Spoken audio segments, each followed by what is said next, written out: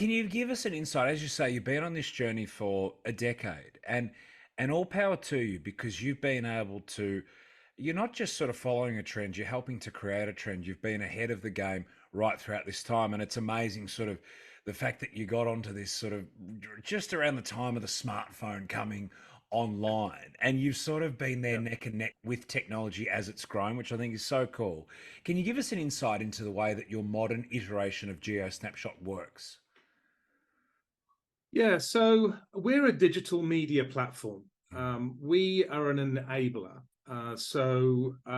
We are not a service provider. So there, if you think about how, let's take sports, right? Yeah. Because we're talking sports here.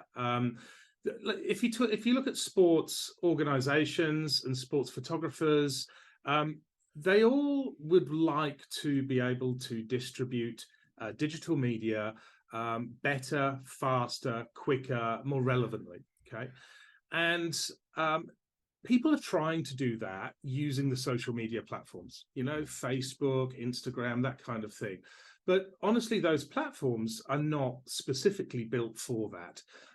They're built to share some photos with people, but they're not really built for searching those photos. When you download them, they're low quality, etc., etc. Right? Mm.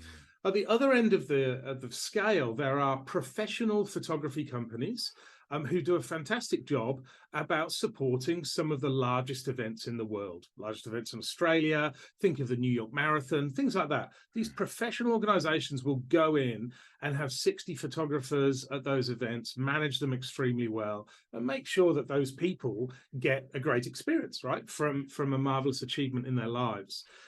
In between those two, the only thing that you can really do is build your own Mm. website from online services like SmugMug, Zenfolio, and these are services which do a great job again, but they're broad, right? They're for every type of photographer. They're for wedding photographers, landscapes, whatever.